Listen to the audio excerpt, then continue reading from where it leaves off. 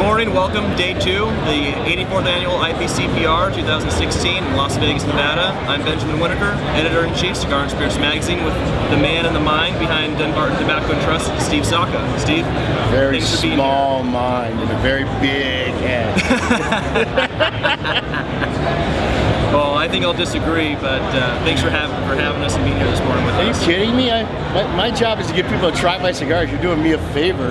Anybody that talks to me is helpful. So, talk to me a little bit about how the show's going so far this year with, kind of the feelings around the FDA, and then let's jump in a little bit after that with some the FDA thing, obviously, everybody has their own individual take on it. Obviously, it's a very serious set of circumstances. There's a very clear lack of clarity. Yes. Okay, which makes it very confusing because anybody in business just likes to know the rules, what's going on, so that you can make wise decisions, or at least what you think are wise decisions. I think that I am personally of the point of view that it's going to not, in the end, we're not going to be happy. But I think that it's also, there is going to be a pathway for us to continue to do business. I don't know what the particulars are actually going to be, but I am not of the viewpoint that the sky is going to completely fall. Right. And I will admit, yes, I do believe that there will be a lot of smaller companies that may not survive the transition, but that's more not just the FDA alone. It's just that they're really not that healthy a company to begin with.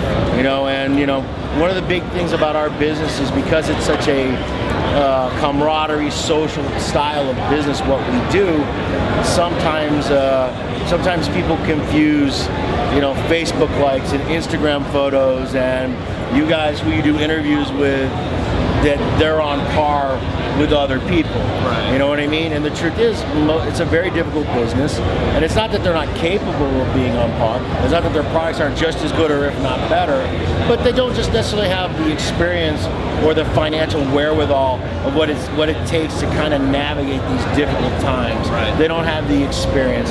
So I think regretfully, it's going to be a difficult situation, more so on them than on some others. Where I fit into that, I don't actually know. I may be one of the guys that ends up on the bottom of the heap.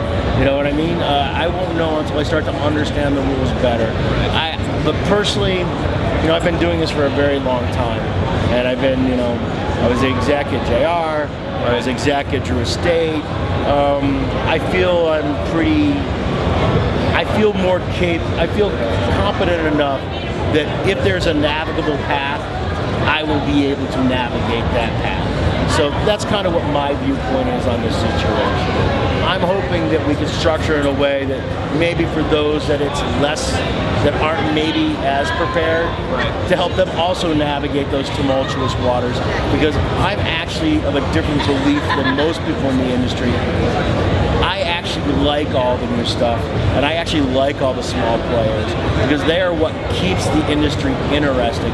It's what keeps consumers interested. It's what brings them into the stores, and it's also what provides the competitive edge that makes the larger companies have to be more proactive to do more. And if you take all of that out, regardless of how small that dollar value of that segment may be, it has a far greater value than what the actual cash value is to the industry as a whole. Because they're perpetuating innovation throughout the industry. Right, of course they do. And the last thing that we want is, even if you are the big mega company, you own 30% of the market, your gut reaction would be you would say, hey, this is good for me because now I don't have to worry about all these little gnats snipping away at my business. But the problem is, these are the things that keep people interested in the products and in cigar smoking in general.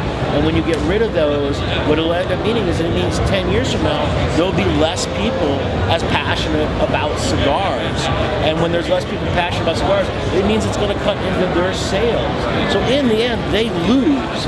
Okay, there may be a short-term short-term benefit, but long-term it's not good for anyone. Because there's that opportunity for stagnation in the marketplace. Yeah, and with stagnation, there's also a compression of margin, which will then make it much more difficult for the brick and mortar operators to be in business. And those B&Ms are the ones that provide the lounges and the events and the experiences that make our industry so vibrant. Right. So you can't. When you start saying that everything is about, well, it's just, and this is kind of the FDA's opinion, they don't understand cigars. They don't understand cigar smokers. They still think of it as an addiction. Right. They don't understand that our consumers actually genuinely care about all of this variety. They want all this variety. They don't understand the fact that a lot of the things that we buy, it's not a price point issue. We want to buy that one and it's $12, and we want to buy that one as that one. It's about the experience of smoking and the enjoyment of trying all the varieties and the iterations and what these individual blenders do to create something unique and different. And, at my core, I'm still a cigar geek. I genuinely, there's about 7 or 8 things here at the trade show that other people are releasing that I'm going to personally go out of my way. If I don't mooch one while I'm here, which I may not, because we've been very busy, I'll go to the store and I'll buy it because I genuinely want to try it.